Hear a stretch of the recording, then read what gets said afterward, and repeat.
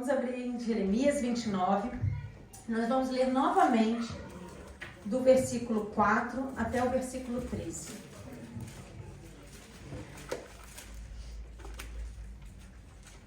Assim diz o Senhor dos Exércitos, o Deus de Israel, a todos que foram transportados, que eu fiz transportar de Jerusalém para a Babilônia. Edificai casas e habitai-as, plantai jardins e comei o seu fruto. Tomai mulheres e gerai filhos e filhas. Tomai mulheres para vossos filhos e dai vossas filhas a maridos, para que tenham filhos e filhas. Multiplicai-vos ali e não vos diminuais. Procurai a paz da cidade para onde vos fiz transportar e orai por ela ao Senhor, porque na sua paz vós tereis paz. Porque assim diz o Senhor dos Exércitos, o Deus de Israel: não vos enganem os vossos profetas que estão no meio de vós, nem os vossos adivinhos, nem deis ouvidos aos vossos sonhos que sonhais, porque eles vos profetizam falsamente em meu nome. Não os enviei, diz o Senhor. Porque assim diz o Senhor: certamente que passados 70 anos na Babilônia, vos visitarei e cumprirei sobre vós a minha boa palavra, tornando-vos a trazer a este lugar. Porque eu bem sei os pensamentos que tenho de vós, diz o Senhor. Pensamentos de paz e não de mal, para vos dar o fim que esperais. Então me invocareis, e ireis e orareis a mim, e eu vos ouvirei, e buscar-me-eis, e me achareis quando me buscardes de todo o coração. A igreja pode se sentar.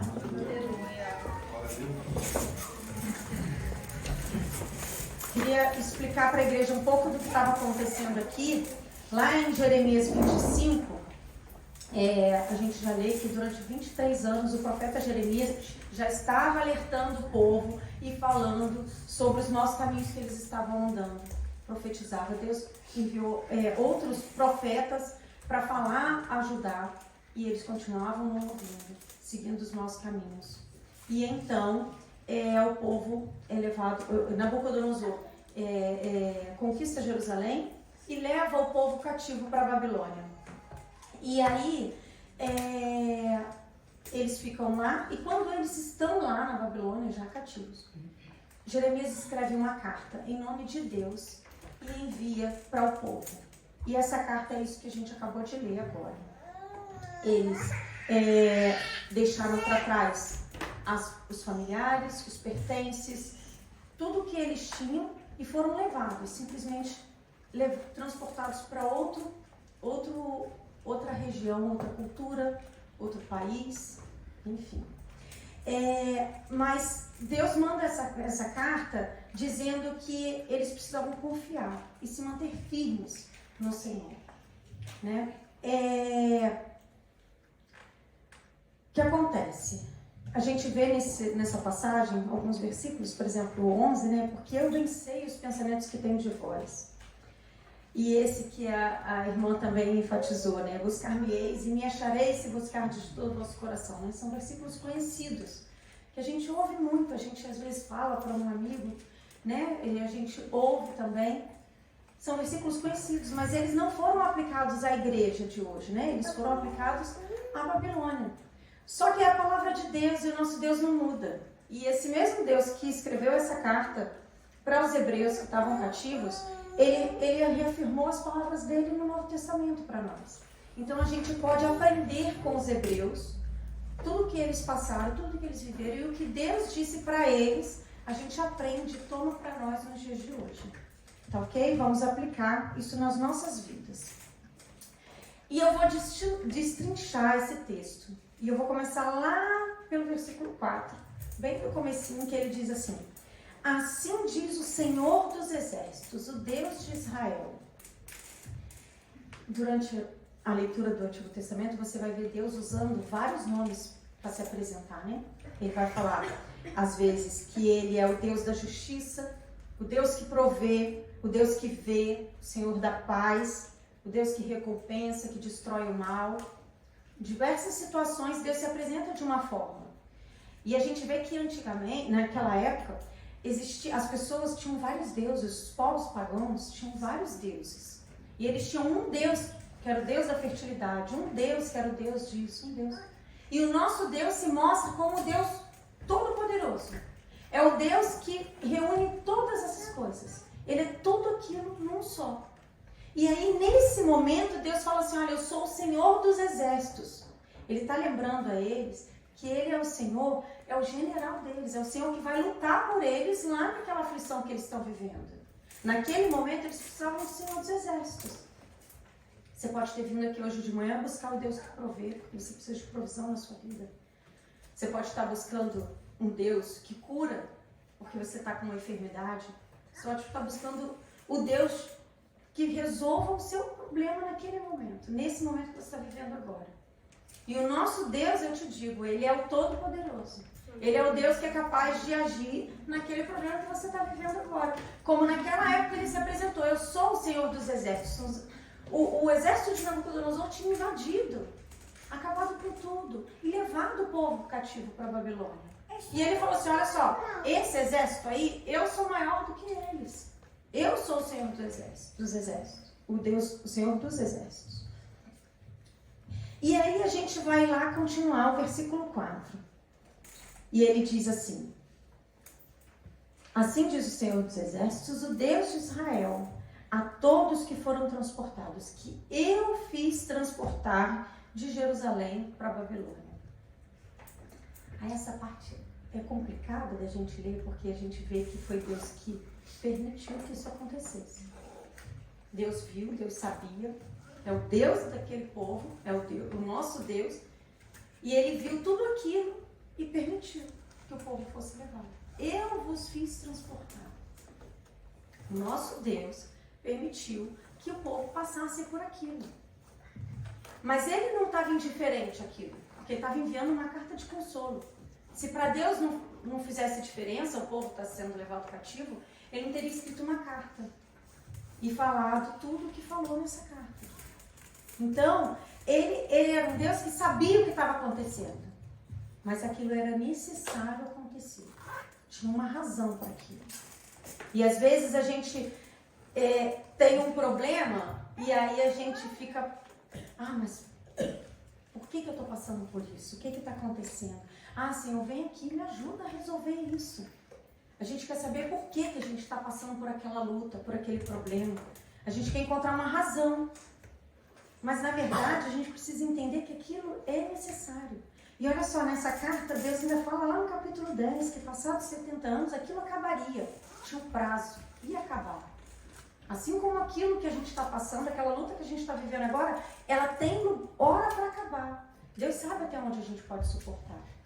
Deus sabe o quanto a gente aguenta. Deus sabe o que é necessário que a gente aprenda nessa luta, nesse sofrimento, para que a gente possa continuar. Então, Deus tem uma data para o fim. Deus fala isso lá na carta. E aí, a gente precisa... eu queria abrir um parêntese aqui para falar sobre isso. Sobre essa questão do sofrimento. Sobre a razão de, muitas vezes, a gente está sofrendo e a gente não se dá conta. Que a gente tem que perguntar, para que eu estou sofrendo? Para que isso está acontecendo na minha vida? Não importa o porquê, não importa quando vai acabar, não importa o que vai precisar acontecer. Mas a gente pensar assim, o que está acontecendo? Para que eu preciso passar por isso? Qual vai ser a consequência disso? E a razão disso tudo é produzir esperança. E eu vou explicar para vocês, eu vou convidar a igreja para abrir lá em Romanos 5.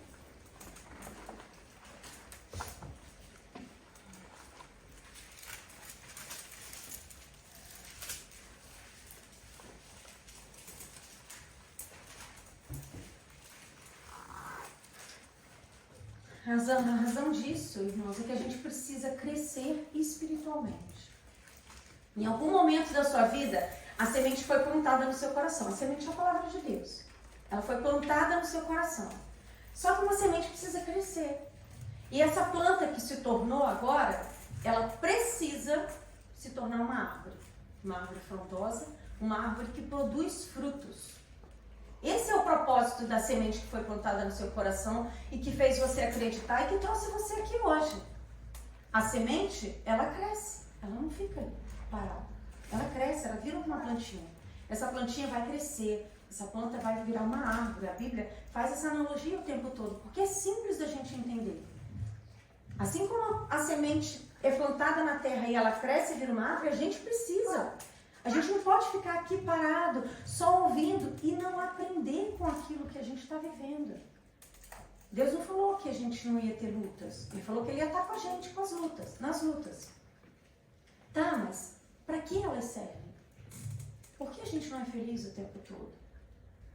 As crianças, elas têm uma coisa que chama do crescimento. Não sei se vocês já ouviram falar. Sem mais nem menos, elas falam, meu joelho está doendo, meu joelho está doendo. Você vai levar no médico, não é nada. Paciência, tem que esperar. Porque é o osso que está esticando, que está crescendo. E está fazendo doer. Às vezes, crescer dói. Na maioria das vezes, crescer dói. As crianças sofrem. A gente, para andar de bicicleta, a gente cai o tempo todo. Se machuca, mas a gente levanta e continua andando de bicicleta. Então, a gente se machuca, dói. Mas a gente aprende no final. E esse é o propósito de a gente viver o sofrimento. Esse é o propósito de, muitas vezes, Deus saber o que a gente está vivendo e ainda assim permitir que a gente passe por aquilo. Ele está ciente. Satanás não mexe conosco, não toca na nossa vida sem permissão de Deus. E Deus sabe até onde a gente aguenta. Então, ele vai permitir e a gente precisa aprender. Por quê?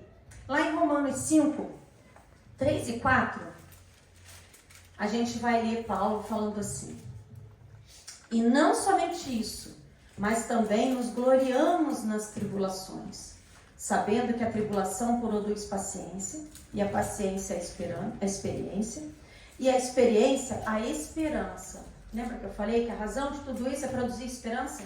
O sofrimento é para produzir esperança. E aí a gente vai ver o seguinte, que Paulo fala assim, olha, nos gloriamos nas tribulações. Eles sabiam que eles estavam sendo perseguidos porque seguiam Jesus. E ele estava feliz porque ele estava vivendo aquilo. Porque se ele seguia, se ele estava vivendo aquilo, era porque ele seguia Jesus. Então, amém. Que me persigam. Ele estava feliz nas tribulações. E esse é um diferencial muito importante, porque tribulação, a gente vai ver agora, olha só, nos gloriamos nas tribulações, sabendo que a tribulação produz paciência. Tribulação, todo mundo aqui sabe o que é. Todo mundo vive tribulação. Passa por uma luta, está vivendo por um problema mais grave agora, num outro momento está mais tranquilo, mas tribulação, todo mundo aqui sabe o que é. A forma como a gente passa por essa tribulação, por esse problema, é que vai fazer a diferença. Se a forma como você passou pelo problema vai produzir paciência ou não, quem determina somos nós. Você passa pela tribulação reclamando, murmurando, tentando ajudar a Deus, como fez Abraão. Deus não tinha prometido um filho? E o que aconteceu? Ele acabou tendo um outro filho antes da hora. Deus cumpriu a promessa dele. Ele se precipitou e às vezes a gente quer ajudar Deus. A gente tem um problema e acha que sabe qual é a solução para esse problema. Acha que sabe qual é a melhor forma de Deus resolver o nosso problema. E aí a gente quer ajudar Deus. Às vezes a gente está passando e está chorando, está reclamando, está blasfemando. E não espera o agir de Deus. Quando a gente consegue esperar pelo agir de Deus, quando a gente tem paciência para esperar Deus trabalhar na nossa vida, essa tribulação, ela produziu paciência, ok? É um processo, tá ok? Você está vivendo a tribulação, dependendo da forma como você passou pela tribulação, ela vai produzir paciência na sua vida. E aí a paciência, ela vai produzir a experiência. Por que experiência? Porque se você enfrentou aquela tribulação com paciência, você se tornou uma pessoa mais experiente. Porque tem gente que sofre e não aprende. Não aprende. Não sei se vocês já conheceram alguém assim. Parece que não adianta, sabe? Não consegue ver o que Deus quer falar com ela. E aí você se torna uma pessoa experiente. Mas aí quem aqui não conhece aquele senhorzinho, aquela senhorinha que você fala assim, é uma mulher de Deus. Quando ela abre a boca para falar, é tanta bênção, é tanta sabedoria. A gente fala isso de uma pessoa que é novinha, um jovem, dificilmente. Por quê? Foi a experiência que fez ela ser como ela é. Foi a experiência que fez ela chegar a esse ponto. Só que ela não tem experiência à toa, ela viveu muita tribulação. Por isso que a gente deve ouvir os mais velhos. Hoje em dia, a geração de hoje não quer ouvir os mais velhos. Mas a gente precisa, porque eles têm experiência. Eles já passaram por tribulações. Eles tiveram paciência para chegar no final e ser aquela pessoa que a gente fala, que irmã abençoada. Que palavra maravilhosa. Não é assim? A gente precisa viver experiência com Deus. Porque aquela plantinha, ela tem que crescer. A semente precisa crescer e virar uma árvore e dar frutos. E aí, a gente vê Paulo falando que ele se alegrava nas tribulações. É difícil, né? É difícil você louvar quando a coisa está feia para o nosso lado, né? Mas aquilo torna a pessoa mais experiente. E aí você vê que a experiência, ela produz o quê? Depois que você se torna uma pessoa experiente, a Bíblia fala, a paciência, a experiência, a esperança. Produz esperança. Esperança em quê? Em que a gente tem esperança? Esperança que nosso Deus vai cumprir o que Ele prometeu. E Ele prometeu que Ele vai vir buscar a sua igreja. Esperança de que Deus está no controle das nossas vidas. É essa a esperança de que Jesus vai voltar. A gente precisa ter a esperança de que Ele vai manter as suas promessas. Ele prometeu e Ele é fiel para cumprir. Ele vai voltar. E aqui ele diz assim, olha, no 5 ele fala, e a esperança não traz confusão. Não traz confusão. Por quê? Porquanto o amor de Deus está derramado em nosso coração pelo Espírito Santo que nos foi dado. É o amor. O amor de Deus. É o Deus do amor. O nosso Deus, né? A gente falou sobre isso. É o Deus do amor. Tudo que você busca em resposta, você vai ver que foi por amor. Foi por amor que Ele mandou o Filho dele. É por amor que Ele faz tudo isso. E o amor de Deus está derramado em nosso coração, pelo Espírito Santo que nos foi dado. Ele nos ama. Esse processo, ele vai nos aperfeiçoar. A gente precisa passar pela tribulação, para a tribulação produzir paciência, que vai produzir experiência e que vai trazer esperança. Esse processo é necessário na vida de todas as pessoas. Só que tem gente que fica só lá na tribulação. Na tribulação e não consegue transformar aquilo em esperança. Depende de nós. É como nós vamos reagir em meio à tribulação. E esse processo vai aperfeiçoar a gente, vai produzir crescimento. É isso que vai fazer a gente se tornar uma árvore frondosa e que dá frutos. Depende disso. E aí agora eu vou voltar lá para Jeremias e a gente vai continuar no versículo 5 ao 9. Deus diz como eles deveriam viver. Deus fala para eles assim, olha, esse povo largou tudo que eles tinham, teve que deixar tudo que eles tinham e ser transportado, né? Eles estavam em sofrimento. E aí, eles estavam separados da família deles, das coisas deles, eles estavam numa cultura diferente. E aí, Deus vem e fala para eles assim, edificai casas e habitai-as, plantai jardins e comei o seu fruto. Tomai mulheres e gerai filhos e filhas. Tomai mulheres para vossos filhos e dai vossas filhas a maridos, para que tenham filhos e filhas, multiplicai-vos ali e não vos diminuais. Então Deus está falando para eles assim, olha, vivam. Não deixe o sofrimento te parar. Não deixe o sofrimento te parar. Viva a sua vida. Continua. Tem um desenho que a Kiri assiste, que a mãe da cachorrinha ensina para ela assim, chora um pouquinho, se recompõe, sacode a poeira e continua. Eu gravei isso. Quando a Kira está triste, reclamando de alguma coisa, eu falo, como que é? Chora um pouquinho. Pode chorar, a gente precisa chorar. o luto é necessário. A gente precisa chorar, precisa, porque a gente está sofrendo, aquilo dói. Mas aquilo não pode parar, gente. O nosso sofrimento não pode impedir que a gente continue, que a gente avance. Porque senão a gente vai ficar só lá na tribulação e não vai viver a paciência, a experiência e a esperança. Então a gente precisa continuar. Sacode a poeira e continua. Se recompõe. A tribulação, ela é necessária. Não vai ter um momento em que você vai falar ou você vai conhecer uma pessoa e vai falar assim, essa pessoa não passa sufoco. Ela não passa por luta, a vida dela é uma maravilha. Porque você está olhando por fora. Vai na casa dele.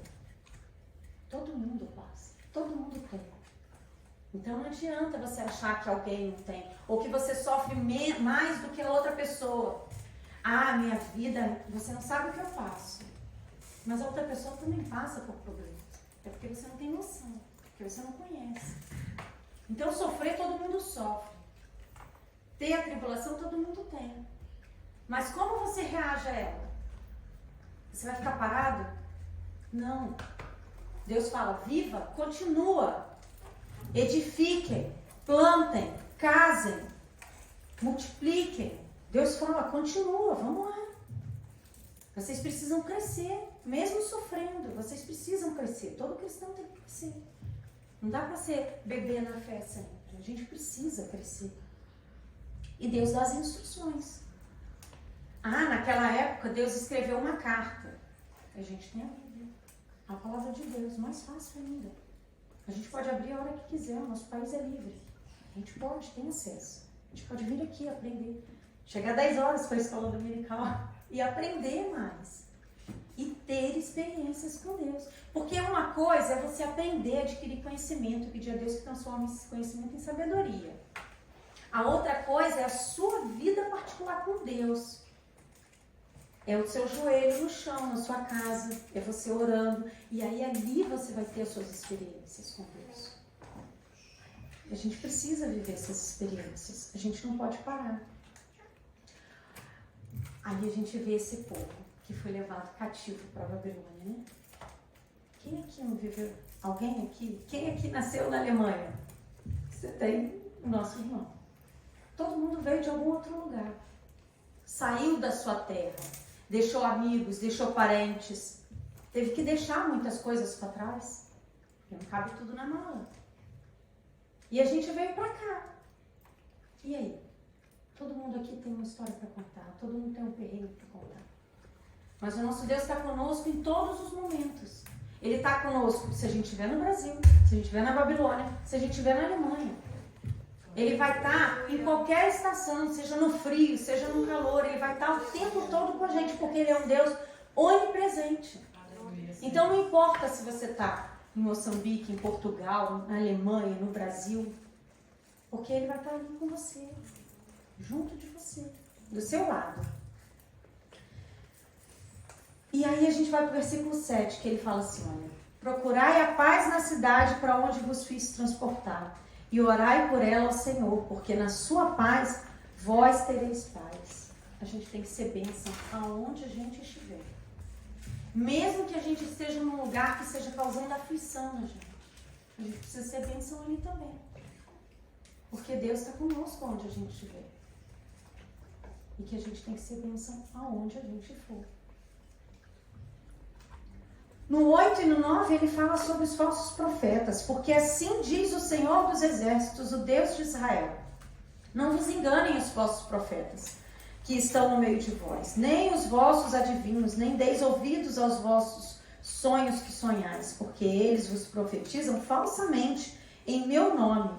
Não os enviei, diz o Senhor. Olha como essa carta é atual. Não é? Porque hoje está cheio de falsos profetas por aí. Como que a gente reconhece os falsos profetas? Quando a gente conhece a palavra e confronta o que ele está falando. Quando a gente questiona aquilo que ele falou. Olha só. Quando Jesus morreu na cruz, o véu foi rasgado. E isso concedeu a nós o livre acesso a Deus. A gente não precisa dos santos para intermediário. A gente não precisa do irmão que é usado por Deus para falar conosco. Deus fala direto conosco. Se você buscar, Ele vai falar. Ele vai falar direto conosco. Então, cuidado com os falsos profetas, porque eles estão aí hoje. Está cheio de gente falando em nome de Deus o que Deus não mandou falar. Cuidado. E aí, a gente vai para o versículo 11. No versículo 11 ele diz assim: porque assim diz o Senhor, certamente que passado os 70... Não, desculpa. Porque eu bem sei os pensamentos que penso de vós, diz o Senhor. Pensamentos de paz e não de mal, para vos dar o fim que esperais. Deus tem um fim para nós, um futuro de esperança. Para todos nós, independente do que nós estamos vivendo. Deus tem preparado para nós um futuro de esperança. A gente está aqui por quê? Porque a gente quer aprender a palavra de Deus. Mas o nosso fim é aqui? Não. Eu penso num jogo de tabuleiro, que nós somos a peça, que vamos viver tudo aquilo. Só que a gente não chega no fim. Porque quando a gente chegar lá no final, quando a nossa vida completar, é só o começo. É só o começo. Porque a gente crê na vida eterna. Então, o que a gente está vivendo aqui é um processo. A gente vai se aperfeiçoar, a gente está buscando ao Senhor. Mas uma vez salvos, que nós formos para o céu, aí vai começar. A gente precisa ter esperança no céu. Aqui nós somos passageiros, peregrinos nessa terra. A gente está preocupado demais com o que a gente vai ter, com o que a gente pode comprar, com o que a gente vai ser, com o que... Preocupado se o filho vai ter uma boa educação. Claro que a gente precisa se preocupar com isso. Mas a maior preocupação é se ele vai ter base cristã para enfrentar o mundo daqui a 20 anos. Porque não vai estar fácil. Não vai estar fácil. E se ele não tiver uma fé firmada, se você não tiver ensinado o seu filho tudo aquilo que ele precisa para enfrentar o que vai vir por aí, porque se está difícil hoje, minha gente, imagina o que os nossos filhos vão enfrentar.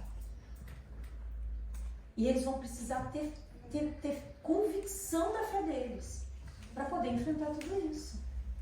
E a gente está ensinando para eles que, na verdade, tudo que a gente está vivendo aqui é passageiro. Às vezes a gente esquece que, na verdade, a gente está aqui de passagem. O nosso objetivo é o céu. A nossa esperança tem que estar firmada em estar com o Senhor na glória. Esse deve ser o nosso objetivo. E aí eu queria ler com vocês lá em Gênesis 45. A gente vê a vida de José. Tudo que ele passou, né? E lá em Gênesis 45, do 5 ao 8. José foi vendido pelos irmãos, foi levado para o Egito, foi preso. Várias coisas aconteceram, né? Foi tentado pela mulher de Potifar. E aí a gente vê ele falando assim, olha, do 5 ao 8. Agora, pois, não vos entristeçais. Ele está falando para os irmãos dele. Nem vos pese aos vossos olhos por me haverdes vendido para cá. Porque para a conservação da vida Deus me enviou diante da vossa face. Porque já houve 2 anos de fome no meio da terra e ainda restam 5 anos em que não haverá lavoura na seca. Pelo que Deus me enviou diante da vossa face para conservar vossa sucessão na terra e para guardar-vos em vida por um grande livramento. Ele foi vendido pelos irmãos. E aí quando ele estava lá, depois de tudo que ele passou, depois de muitos anos, em que veio a fome e os irmãos dele estavam diante dele e viram que na verdade ele era o irmão, porque eles tinham feito tudo aquilo, ele falou assim, olha só, não precisa ficar triste. Foi Deus que me conduziu até aqui. Ele reconheceu que tudo aquilo que ele tinha passado tinha um propósito. Ele passou por tudo aquilo porque ele precisava. Porque Deus conduziu. E ele se permitiu ser conduzido por Deus. Quando a gente está num problema e a gente para e pensa assim, Senhor, para quê? Quando você pede uma coisa a Deus, você fala para Deus, Senhor, eu quero muito isso. Tá, quem vai ser beneficiado com isso? O nome de quem vai ser glorificado se Deus te der a bênção que você tanto está pedindo? É o nome de Deus? Ou é só para o seu alegria particular? Deus tem um propósito maior em tudo isso. E teve com a vida de José. E José reconheceu isso. E lá no 50, 20, no capítulo 50, 20...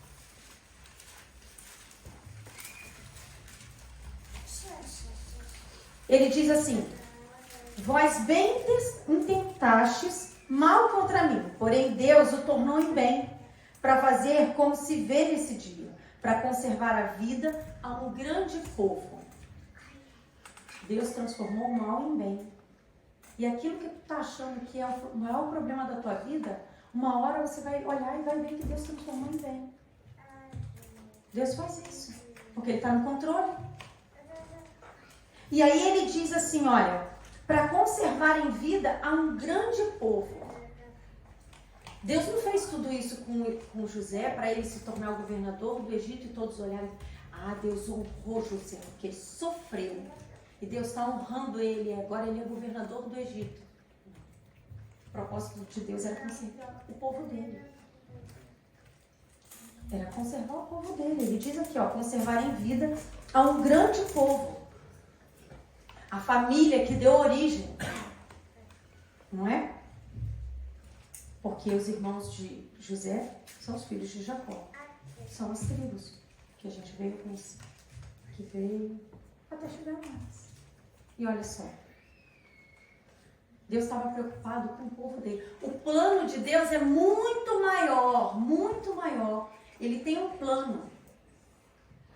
E ele não precisa de nós. Mas ele conta com cada um de nós para que o plano dele seja realizado. Ele conta, ele não precisa. Ele é poderoso. Mas ele precisa de nós para evangelizar, para poder falar para o irmão do amor dele. Como que você vai falar que Deus é amor se você não vive esse amor? Se você não experimenta? Se você está sempre reclamando dos seus problemas? Outro dia eu vi uma coisa na internet engraçada, uma postagem, que a menina falava assim, eu parei no café do trabalho e falei assim, pô, segunda-feira, chato, né? Que segunda-feira? Eu odeio segunda-feira é muito chato. Aí a menina falou assim, eu gosto da segunda-feira igual a todos os outros dias, eu acordo glorificando a Deus porque Ele me deu vida. Aí a menina falou assim, que garota chata, ela não podia ter concordado comigo que era segunda-feira? Mas às vezes a gente está lamentando porque é segunda-feira. Porque o fim de semana passou rápido. E a gente não está preocupado em fazer parte, em se alistar nesse exército de Deus. Ele é o Senhor dos exércitos. E nós somos soldados. E como que age um soldado? O que a gente precisa fazer? Fica lamentando? Não.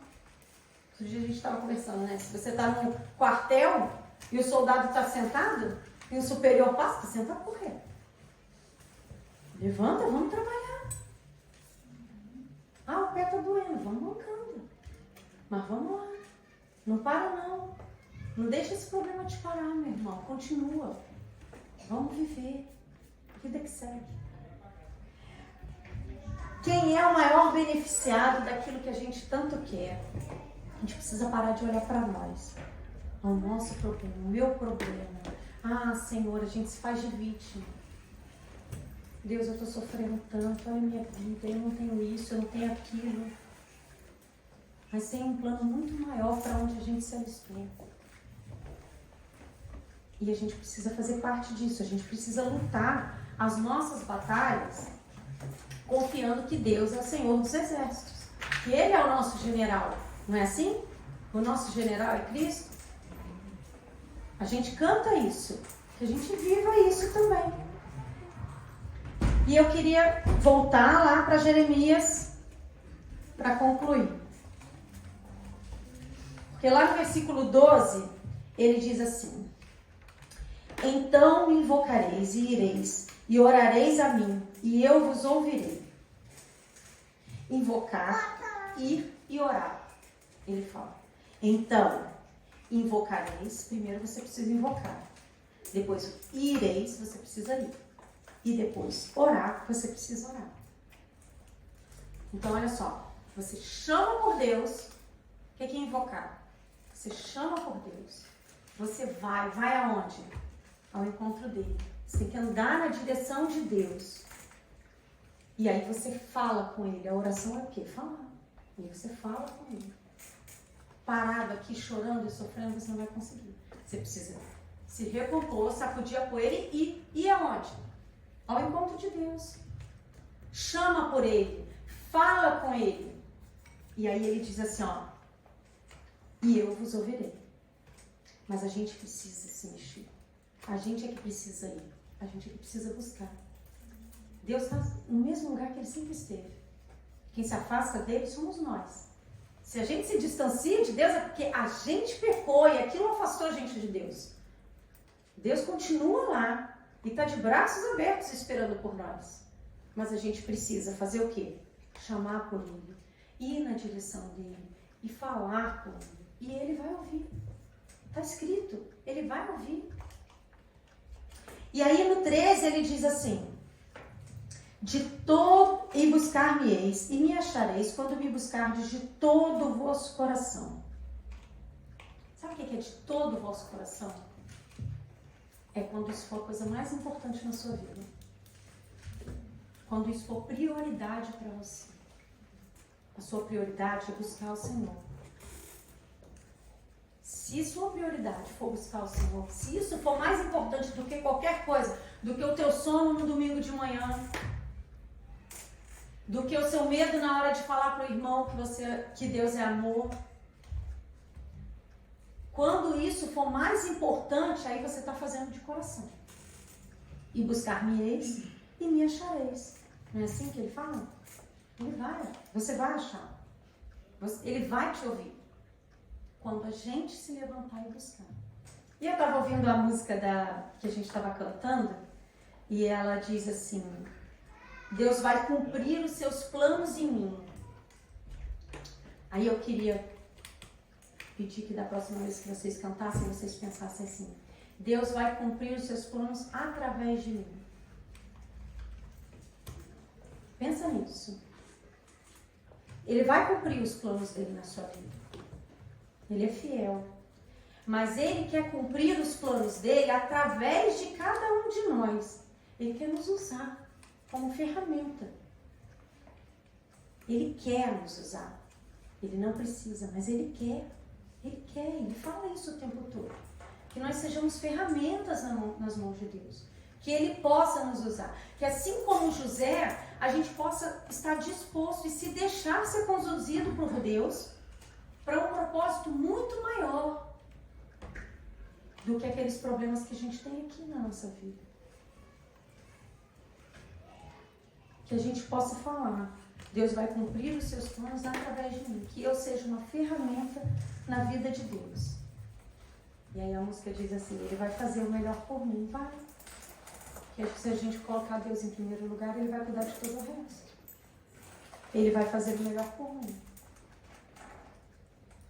E aí eu queria pedir, para encerrar só, para a igreja ficar em pé. E toda a igreja cantar com a Cib, só o finalzinho. Amém? Pode ser no moral. Toda a igreja agora pensa que Deus vai realizar os planos deles através de cada um de nós. Que você se coloque como ferramenta nas mãos do Senhor nessa manhã. Diga: Senhor, eu estou aqui, conte comigo. E que as tribulações não parem em você. Acredito. Aquela parte que diz assim, ó: acredito, sim, acredito, sim, acredito, sim, que Deus vai fazer o impossível em meu viver. Acredito, sim.